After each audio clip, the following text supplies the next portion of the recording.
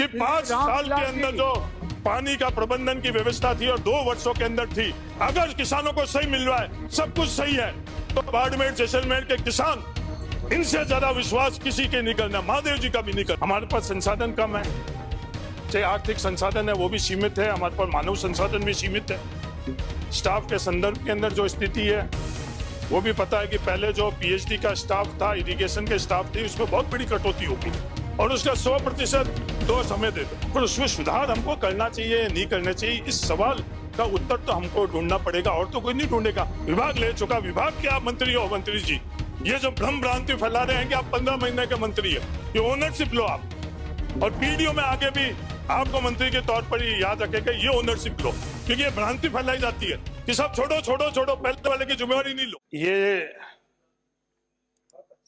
पानी, जल, जब इसके संदर्भ में बात करने के लिए मुझे अवसर दिया तो मेरे जहन में आया कि मैं किससे बात करूं, किस आधार पर बात करूं। सभापति महोदय, हमारी पीढ़ियों का, पूर्वजों का दर्द है इस पानी के से जुड़ा हुआ। अगर उसको एहसास हम लोग करें तो इससे बड़ा दर्द और तकलीफ हम लोगों के लिए और कुछ भी नहीं है जो पानी के संदर्भ में हम लोगों को है, विशेषकर धार में रहने वाले हम लोगों के लिए। पानी के संदर्भ में इतिहास भी बहुत बोला गया। इस संदर्भ में घोषणाएं, नियम, दोषारोपण, प्रक्रिया, श्रेय, आयोजन, सर्वे, डीपीआर, मेरी सरकार, उसकी सरकार, ये तमाम बातें हम लोगों का। पर अंत में इस पेयजल के संदर्भ में हम लोगों के लिए लक्ष्य क्या रहना चाहिए? लक्ष्य ये कि जिसको आवश्यकता है हर घर के अंदर पानी पहुंच रहा है या नहीं पहुंच रहा है, शुद्ध पानी पहुंच रहा है या नहीं पहुंच रहा है, हम सबको अच्छी तरह से पता है। ईमानदार से हम लोग अगर विश्लेषण करें तो हर किसी को पता है, जो राजस्थान को जानता है उसको अच्छी तरह से पता है, सरकार में बैठे हुए लोगों को पता है, हमें बैठा है पता है, इंजीनियर टेक्नोक्रेट्स को पता है, ब्यूरोक्रेट्स को पता है।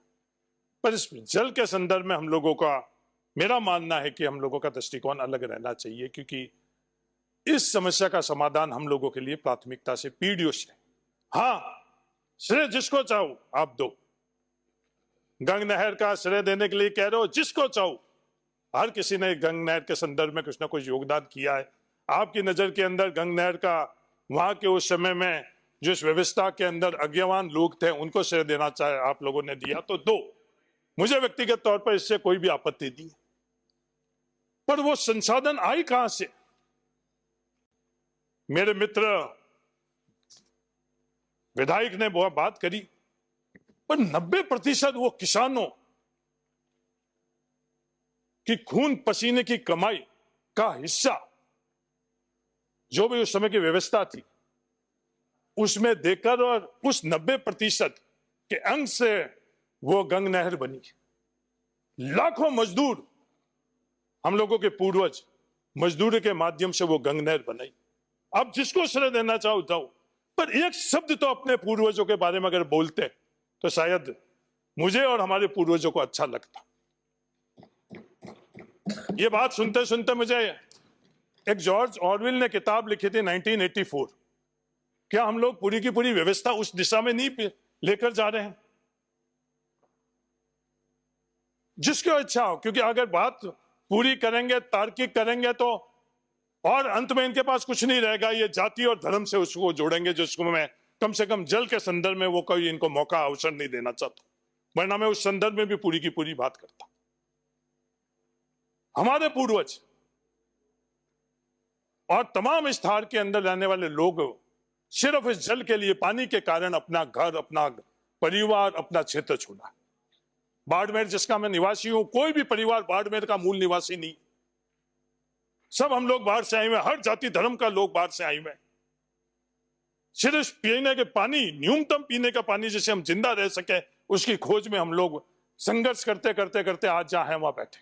आज मैं बड़ा गर्व से कहता हूं, भाई तू, मेरा गांव भाई तू है, मेरा विधानसभा क्षेत्र भाई तू है।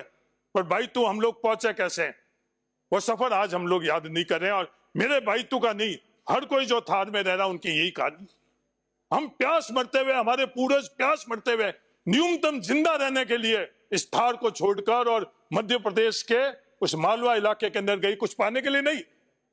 आज मैं राजनीतिक तौर पर गया हूं तो उस मायने से नहीं, कोई नौकरी के लिए, व्यापार के लिए नहीं, अपने आप को जिंदा कैसे रख पाए, उस प्यास को मिटाने के लिए मालवा जाते थे और अपने साथ साथ उस पशुधन को भी लेकर जाते थे। क्या आज इस पीढ़ी के अंदर हम लोगों के पास जो सब कुछ पहले से बेहतर हुआ है, हम उस लक्ष्य को प्राप्त करने के लिए वहां तक आगे बढ़ रहे या नहीं बढ़ रहे? सबसे पहला सवाल यह आता है कि जो एग्जिस्टिंग हम लोगों के पास जो ढांचा है, उस ढांचा को हम लोग कैसे, जो एग्जिस्टिंग स्कीम है पेयजल के संदर्भ में, उसके लिए हम लोग क्या कर रहे हैं? हजारों करोड़ रुपए उन स्कीमों के संदर्भ में हम लोगों ने खर्च किए। सरकार, आपकी सरकार, मेरी सरकार, उसकी सरकार, इस देश के अंदर किसी की सरकार को किसी को अधिकार नहीं दे रखा है। संविधान के अंदर मतदाताओं को विधायक और लोकसभा का सदस्य बनाने का अधिकार दे रखा है और जो विधायक बहुमत है उनको सरकार के अंदर, जो भी सरकार है वो कैबिनेट है। 5 साल तक जो यहां बैठे हुए थे वो नारे अलग लगा रहे थे। आज 5 साल में आप लोगों की मजबूरी है, मैं आपकी मजबूरी जानता हूं, मैं भी आपके जमात का हूं कि आपको राजस्थान में कोई लाल नहीं दिखेगा, एक ही लाल दिखेगा। हम लोगों को राजस्थान में कोई गांधी नहीं दिखता था, तो ये मजबूरी भी है, इसलिए सरकार के संदर्भ में बात करते रहते हो। पर ये सरकार, ये जो अपन लोग जहां बैठे हैं, अपन लोगों की क्या जिम्मेवारी है कि उस अंतिम पंक्ति में बैठे वाले व्यक्ति को हम लोग पेयजल पहुंचा रहे हैं या नहीं पहुंचा रहे हैं? सभापति महोदय, उसका उत्तर है नहीं। ईमानदार से कर ले, आज इस प्रदेश के अंदर सबसे बड़ा पद किसका है? हमारे यहां प्रदेश में, राजस्थान में सबसे बड़ा पद राज्यपाल महोदय का है। हम लोग महामहिम लगाते, महामहिम राज्यपाल महोदय। महामहिम राज्यपाल महोदय को भी आप अर्ध सत्य, अधूरी जानकारी देकर उनके मुख से, कि उसके पद से बड़ा आज इस व्यवस्था में कोई पद नहीं है। राज्यपाल के अभिभाषण के वक्त में उनसे आपने एक उदाहरण दिया, आपने उदाहरण दिया कि राज्यपाल जी अपनी विजिट में गई, वो तामलोर गई, बाड़मेर जिले में उस तामलोर के अंदर जिस व्यक्ति गोविंद सिंह पुत्र जब्बर सिंह जी के ढाणी में गई, वहां पीने के पानी का नल के माध्यम से पानी आ रहा था। सभापति महोदय, जब हम लोग ये बात कर रहे थे इस सदन के अंदर, उस पड़ोस के अंदर रहने वाला, बिल्कुल जिनके पड़ोस के अंदर ढाणियां है, रेशमाराम मेघवाल और हरकाराम मेघवाल, उसकी दर्द तकलीफ का एहसास हम लोग नहीं कर रहे हैं। उनके जहन के अंदर, मन में ये बात है कि बिल्कुल पड़ोस की ढाणी है उनकी, बिल्कुल पड़ोस की ढाणी, उसमें भी आज तक, अभी मैं खड़ा हूं जब तक उनके वहां पीने का पानी नहीं। और तो और छोड़ो, जो ग्राम पंचायत तामलोर है, उस ग्राम पंचायत तामलोर के अंदर भी, सभापति महोदय, उस तामलोर के अंदर भी देवलगढ़ और हीरपुरा के अंदर आज तक पानी नहीं हुआ, उस राजस्व गांव के अंदर भी। सिर्फ हम लोग सिर्फ बोलने के लिए, दिखाने के लिए ये सब चीजें करें, या हम लोग, हाँ सब गलत हम ही हैं, या आपको कोई भी इसके जल के संदर्भ में बरसात नहीं हो रहा उसका भी दोष आप देते हो, वो भी लेने के लिए तैयार। हर योजना के संदर्भ में जो कमी है, गलती है, वो सब हम लोग लेने के लिए तैयार है। पूरा दोष ही हम लोगों को बना दो, पर जिसको कम से कम न्यूनतम पीने का पानी, उनको तो पानी के पिलो, उसका दर्द तो समझ लो। पीने का पानी छोड़ो, उसकी हंसी खिल्ली तो हम लोग नहीं उड़ाई। उस दर्द के समझकर अगर आप अपना मन मनसा, मैं मानता हूं सभापति महोदय, मैं जिम्मेवारी से बोल रहा हूं, इंटेंशन के तौर के ऊपर, मैं इन दोनों मंत्री के इंटेंशन के ऊपर मेरे जहन के अंदर बिल्कुल कोई भी सवाल नहीं है। चाहे पीएचडी मिनिस्टर हो, चाहे इरिगेशन मिनिस्टर, जितना मैं थोड़ा इनको जानता हूं, सेक्रेटरी के तौर पर भी मैं इन दोनों सेक्रेटरीज को जानता हूं, मेरे मन के अंदर बिल्कुल भी 0% संशय है कि इन दोनों, बाकी की बात नहीं कर रहा हूं मैं, बाकी किसी की बात नहीं कर रहा हूं, किसी की गारंटी नहीं ले रहा हूं कि उनके इंटेंशन सही है या गलत है, पर इन 4 व्यक्तियों के संदर्भ में जो प्रशासनिक तौर के ऊपर और सरकार के तौर पर इन विभाग को नेतृत्व कर रहे हैं, इनके इंटेंशन में कहीं भी कमी नहीं। पर क्या सामूहिक तौर पर हमारी जिम्मेवारी नहीं बनती कि हम लोग वो जो एग्जिस्टिंग स्कीम्स है, चाहे वो हैंडपंप है, ट्यूबवेल है, अंडरग्राउंड वाटर से बनी हुई है, सरफेस वाटर से जो स्कीम बनी हुई है, सबसे पहले उनकी स्थिति क्या है? क्या वो सब ठीक चल रही है? अगर अपन आकलन करें कि वो सब ठीक नहीं चल रही, तो हमारी सबसे पहले जिम्मेवारी कि जो एग्जिस्टिंग स्कीम है उसको हम लोग ठीक कैसे संचालन करें। हमारे पास संसाधन कम है, चाहे आर्थिक संसाधन है वो भी सीमित है, हमारे पास मानव संसाधन भी सीमित है। स्टाफ के संदर्भ के अंदर जो स्थिति है वो भी पता है कि पहले जो पीएचडी का स्टाफ था, इरिगेशन के स्टाफ थी, उसमें बहुत बड़ी कटौती हो गई और उसका 100% दोष हमें दे दो। पर उसमें सुधार हमको करना चाहिए या नहीं करना चाहिए, इस सवाल का उत्तर तो हमको ढूंढना पड़ेगा और तो कोई नहीं ढूंढेगा। इस लोकतंत्र में वो जिम्मेवारी हम लोगों की क्या, हम लोगों की इस सदन की जिम्मेवारी के उसका हम उत्तर ढूंढे। उसमें संसाधन की कमी नहीं आनी चाहिए, उसमें रिपेयर मेंटेनेंस अगर करानी हो तो रिपेयर मेंटेनेंस कराई, अगर कोई बिल्कुल भी वो स्कीम ठीक नहीं हो उसको रिप्लेस कराकर पाइपलाइन हो या सोर्स को कराई ना, उसको हम लोगों को प्राथमिकता से देखनी चाहिए। उसके बाद में जो सबसे ज्यादा चर्चा देश दुनिया और इस सदन में हो रही है जेजेएम स्कीम, वो जेजेएम स्कीम के बारे में सब श्रेय आपको, मुबारकबाद आपको। पहले बनाने वाले जो स्कीम के समय मंत्री जी थे, मेरे छात्र जीवन में बाबू सिंह जी को पता है, आमने सामने हमने चुनाव लड़ा, उनको मुबारकबाद।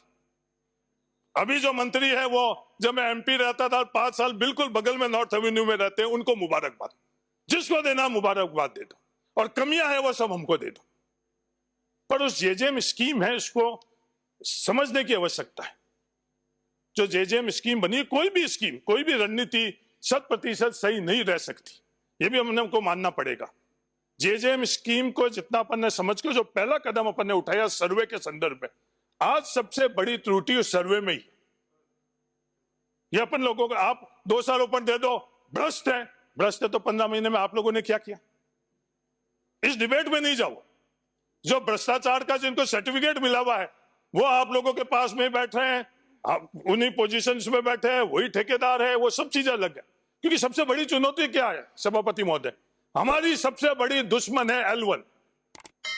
जो L1 के आधार के ऊपर आपको टेंडर उसी को देना पड़ेगा। या तो इस प्रक्रिया के संदर्भ में अपन चर्चा करें कि जो हमारी सबसे बड़ी दुश्मन L1 है, इससे निजात कैसे पाए। वो उसके अंदर बिल्डिंग के अंदर कम भी आ जाता है, सबको पता है, उसके अंदर ही उसको काम करना पड़ता है। और इसके संदर्भ में हम लोग चर्चा नहीं करेंगे। कम से कम पेयजल के संदर्भ में ये L1 का जो भी हम लोगों की समस्या है, इसके बारे में हम लोगों को समझना चाहिए। और हो सकता है ये ताकत हमारे पास है लोकतंत्र व्यवस्था में, कोरोना के वक्त में जो ताकत हम लोगों के पास थी लोकतंत्र में, उसका इस्तेमाल कर हम लोगों ने परचेज भी की, फैसले भी की। वो ताकत और अनकॉन्स्टिट्यूशनल ताकत नहीं थी। तो ये जो L1 के संदर्भ में मेरा निवेदन है कि इसको भी आप लोग देखो। अब ये सवाल है कि जब सर्वे में कमियां रह गई तो सर्वे को हम सुधार कैसे करें। जो सर्वे और नीचे धरातल के अंदर बहुत बड़ा गैप है, उसको हम लोग मिटे कैसे। डेविएशन के संदर्भ में विभाग पहले ही फैसला ले चुका है, विभाग के आप मंत्री हो मंत्री जी, ये जो भ्रम भ्रांति फैला रहे हैं कि आप 15 महीने के मंत्री है, ये ओनरशिप लो आप। और पीडीओ में आगे भी आपको मंत्री के तौर पर ही याद रखेगा, ये ओनरशिप लो। क्योंकि ये भ्रांति फैलाई जाती है कि सब छोड़ो, पहले वाले की जिम्मेवारी नहीं लो हर उत्तर के अंदर, हर बात में। तो जो डेविएशन का प्रावधान है, उस डेविएशन के प्रावधान से हम लोग जो सर्वे में त्रुटियां है, कमी है, उसको हम लोग दूर कैसे करें। दूसरा ये कि जो पंपिंग स्टेशन, क्योंकि पहले हम लोगों ने जो इकाई मानी थी वो राजस्व गांव को इकाई मानी। 2011 के जनगणना के आधार पर राजस्व गांव को बनाया। राजस्व गांव बहुत बड़े थे, एक ग्राम पंचायत सभापति महोदय, एक ग्राम पंचायत भी 80 किलोमीटर की थी। तो उसके संदर्भ में भी मेरा निवेदन है कि वो डेविएशन के बाद में जो ये पंपिंग स्टेशन एडिशनल कहीं करने, दूसरी गुणवत्ता के संदर्भ में भी। गाय के संदर्भ में हम लोग बहुत बोलते हैं, जय गौ माता, पालना छोड़ दिया है, पर पूजन और नारों के अंदर तो हम लोगों ने गायों को छोड़ा नहीं। पर सभापति महोदय जो प्रावधान था 40 लीटर इस रेगिस्तानी इलाके के अंदर इंसान के लिए और 30 लीटर पशुधन के लिए, मैं 200 ऊपर नहीं है, क्योंकि सच्चाई के अंदर आएंगे तो और आपको तेरी मेरी लगेगी। किसने भी किया इस रेगिस्तानी इलाके के अंदर, वो प्रावधान हमने, केंद्र सरकार ने वो प्रावधान में तब्दीली कर अब सिर्फ 55 लीटर कर दिया। तो 55 लीटर अपन इंसानों को तो मिल रहा है, उसके अंदर जो जिस गाय को अपन पूछते हैं उसका हक और अधिकार नहीं मिल रहा। तो इसके बारे में भी मंत्री जी मेरा निवेदन है कि आप केंद्र सरकार के अंदर विशेषकर जो रेगिस्तान इलाके में पशुधन से ज्यादा संख्या हमारे पशु में है, इंसान से ज्यादा पशुधन की है। उसके संदर्भ में एक सैद्धांतिक वहां से प्रावधानों में परिवर्तन नहीं करोगे जब तक इसके बढ़ेगी नहीं। पीने के पानी के संदर्भ के अलावा जो आज की स्थिति है, जो मोहनगढ़ जो इंदिरा गांधी नहर के माध्यम से पानी आ रहा है, वहां पंपिंग स्टेशन नहीं चल रहे हैं। मैंने कई दफे बोला वहां पंपिंग स्टेशन 10 है, ऊर्जा के कारण, बिजली के कारण वो पंपिंग स्टेशन 1 और 2 चल रहे हैं। जो भी व्यवस्था कर रखी है सभापति महोदय, शहर के लिए अलग, गांव के लिए अलग व्यवस्था, क्या ये सही है? अगर सही है तो हम लोग सर्वसम्मति से इसकी स्वीकार्यता कर दें कि जयपुर में मैं रह रहा हूं, बाड़मेर में मैं रह रहा हूं, जोधपुर में मैं रह रहा हूं, पीने के पानी के लिए हमारे कोई भी हक और अधिकारों में कटौती नहीं। अगर मैं ढाणी में रह रहा हूं तो सभापति महोदय 3-3, 4-4 महीने से हम लोगों को पानी नहीं मिला। 3-3, 4 में बड़ी जिम्मेवारी से कह रहा हूं। अभी जो एमएलए महोदय कह रहे थे आईजीएनपी से, एमएलए साहब जैसलमेर एमएलए साहब, आप फैसला कर लो कि 5 साल के अंदर जो पानी का प्रबंधन की व्यवस्था थी और 2 वर्षों के अंदर थी, अगर किसानों को सही मिल रहा है, सब कुछ सही है, तो बाड़मेर जैसलमेर के किसान इनसे ज्यादा विश्वास किसी के नहीं करना, महादेव जी का भी नहीं करना। समाप्त कीजिए। अगर दो बारी के अंदर इनको आईजीएनपी नहीं होगा।